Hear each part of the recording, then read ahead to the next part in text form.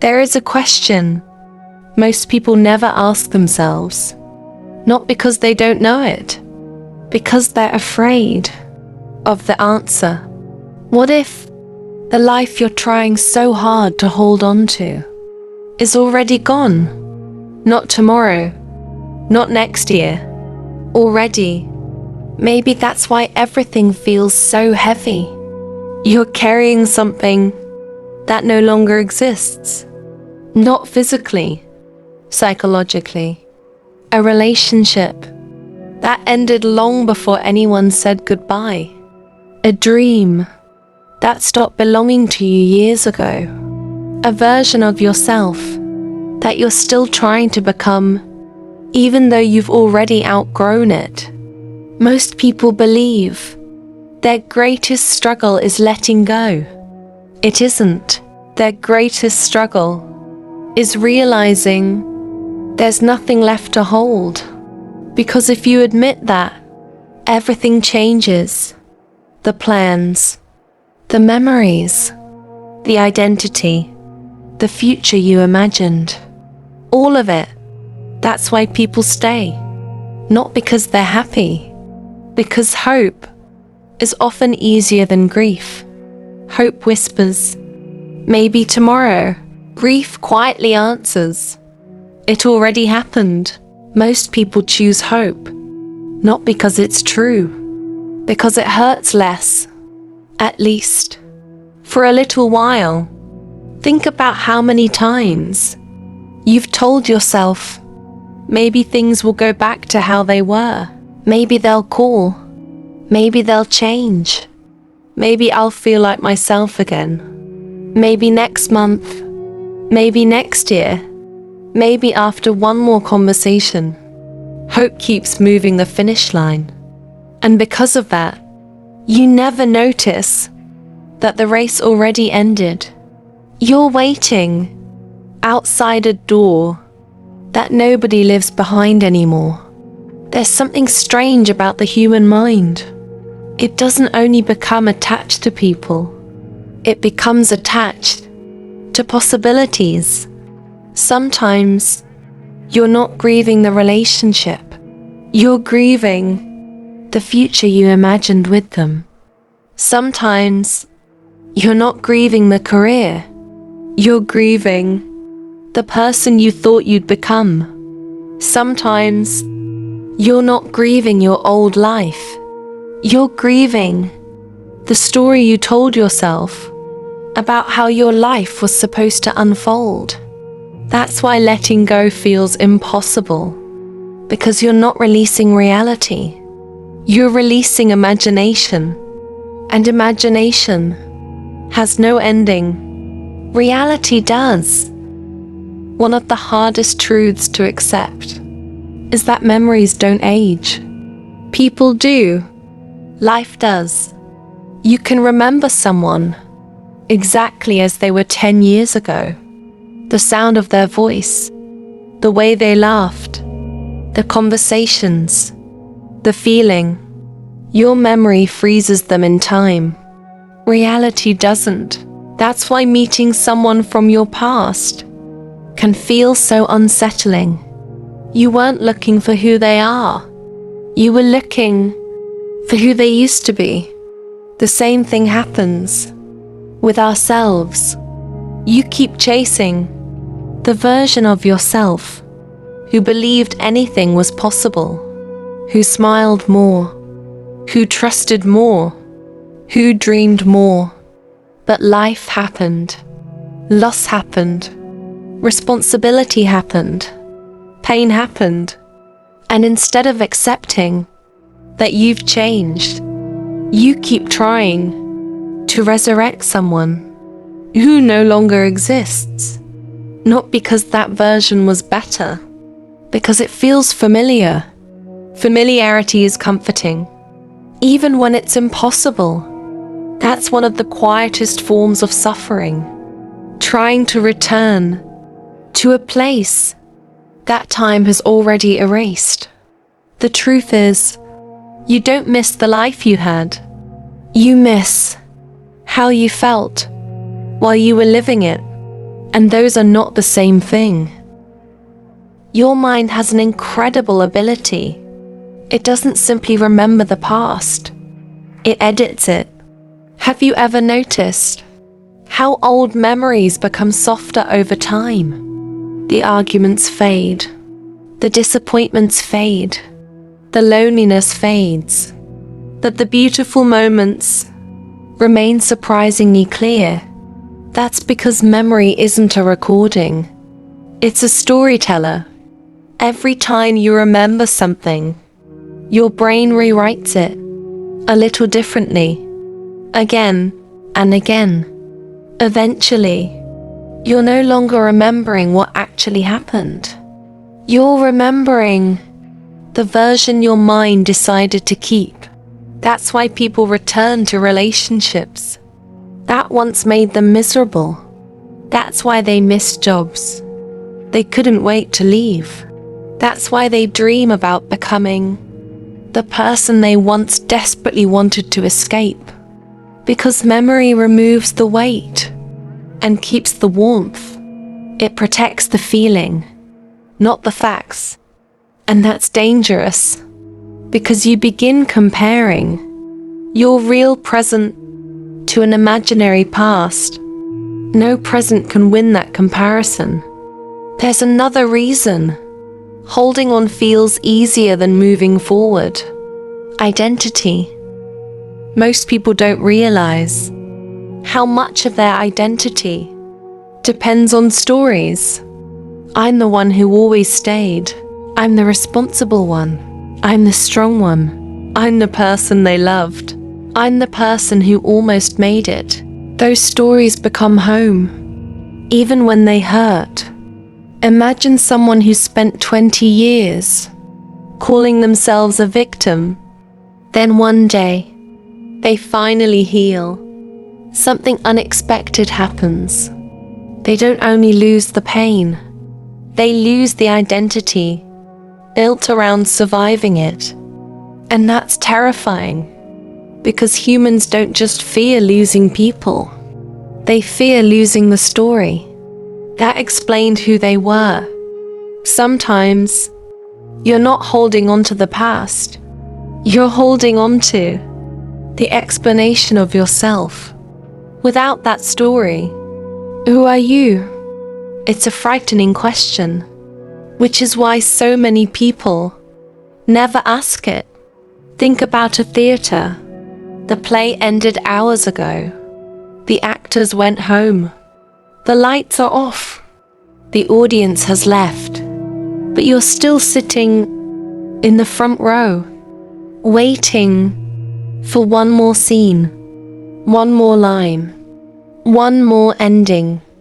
Eventually, you begin believing the waiting itself is part of the performance. That's what many people call hope. But sometimes it isn't hope. It's resistance. Resistance to reality. Resistance to grief. Resistance to accepting that some endings don't announce themselves. They simply happen, quietly, without permission, without closure, without explanation. And life keeps moving anyway. One of the hardest sentences you'll ever admit is this: it ended before I accepted that it ended. Read that again. Some relationships end months before the breakup. Some dreams end years before you stop chasing them. Some identities end long before you stop pretending. That's why letting go feels late, because it is.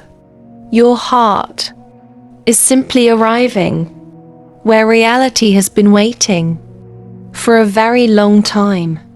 There comes a moment when you stop asking, how do I get it back?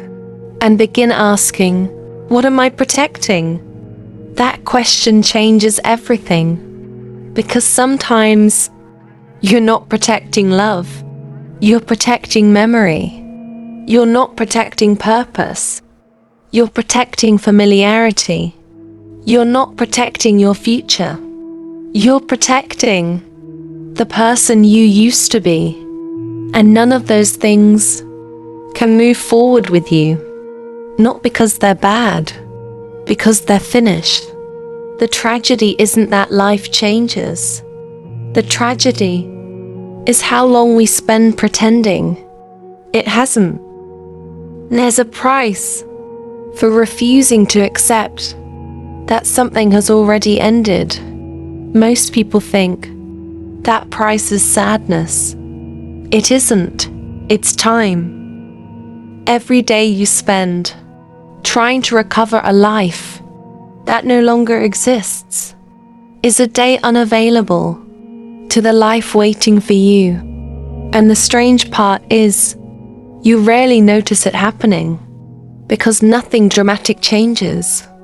You still wake up. You still go to work. You still answer messages.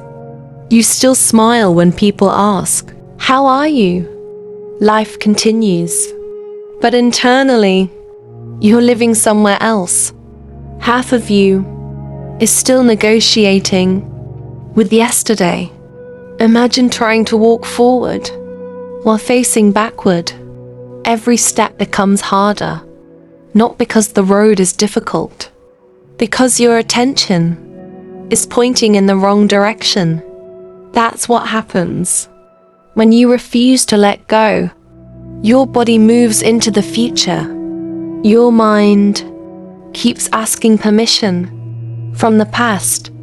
One of the greatest misconceptions about letting go is that it means forgetting. It doesn't. Forgetting happens to memories. Letting go happens to attachment. You can remember someone for the rest of your life without allowing them to define the rest of your life. Those are completely different things. The goal was never to erase the past. The goal is to stop asking it to become your future. Sometimes people ask, "How do I know when it's finally over?" The answer is uncomfortable, because most of the time, you already know. You're simply waiting for reality to become less painful. But reality doesn't become easier because you postpone accepting it. Acceptance doesn't change reality. It changes your relationship with it. There's a reason grief feels so exhausting. It isn't because you're losing someone. It's because your mind keeps replaying a version of life that can never happen again. What if only, maybe? Those three thoughts have trapped more people than failure ever has. Because every what if creates another imaginary life that reality can never compete with. Eventually, you stop living the life that's actually happening because you're busy mourning the one that never will. Here's something most people never realize. Holding on can become a habit. At first, you miss them. Then, you become the person who misses them. Eventually, missing them feels safer than discovering who you'd become without them. That's how grief quietly changes identity. It stops being something you experience. It becomes someone you believe you are. And that's where healing stops. Not because healing became impossible, because letting go would require meeting a version of yourself you've never known. The future always asks one difficult question. If you're no longer that person, who are you now? Most people don't answer. They return to yesterday instead. Not because yesterday was better, because yesterday already has a script. The future doesn't. The future asks you to write one. And that responsibility terrifies almost everyone, because uncertainty has always frightened the human mind more than familiar pain. Maybe the life you're trying so hard to protect didn't disappear overnight. Maybe it slowly faded while you were busy trying to save it. And perhaps that's why this hurts so much. Not because you lost it, because you spent so long pretending it was still there. There comes a quiet moment that almost nobody notices. It isn't dramatic. There are no fireworks, no music, no sudden breakthrough. It's simply the moment you stop asking, "How do I get my old life back?" and begin asking, "What kind of life can I build now?" That single question changes everything, because one question faces the past, the other faces possibility. Most people think acceptance means giving up. It doesn't. Acceptance is the moment you stop arguing with reality. Reality doesn't need your agreement. It only asks whether you're willing to see it clearly. You don't move forward because the past becomes smaller. You move forward because you stop carrying it everywhere you go. Think about someone walking through life with a suitcase. Inside that suitcase are old conversations, old promises, old regrets, old versions of themselves. They carry it every single day, not because anyone asked them to, because they're afraid that putting it down means those moments never mattered. But that's the illusion. Putting the suitcase down doesn't erase the journey. It simply allows you to keep walking. The people you loved were real. The dreams you lost were real. The pain you survived was real. None of it disappears because you finally let go. The past doesn't need to be carried, to be honored. Sometimes the greatest respect you can give your past is allowing it to remain where it belongs, behind you. One day, without realizing it, you'll laugh without comparing it to how you used to laugh. You'll wake up without immediately thinking about what you've lost. You'll make plans without wondering whether they would have been there, not because you forgot, because your life finally became larger than your memories. That's healing, not forgetting, growing. Maybe the life you're trying not to lose is already gone. But here's the part most people never consider. If it is already gone, then you're finally free to stop protecting it. And perhaps what you're calling the end is simply the first moment. You're no longer living inside yesterday. If this conversation stayed with you, and you want to go deeper than what fits into a single video, I've created something for exactly that. A collection of digital books and reflections, written for the thoughts that don't disappear when the video ends.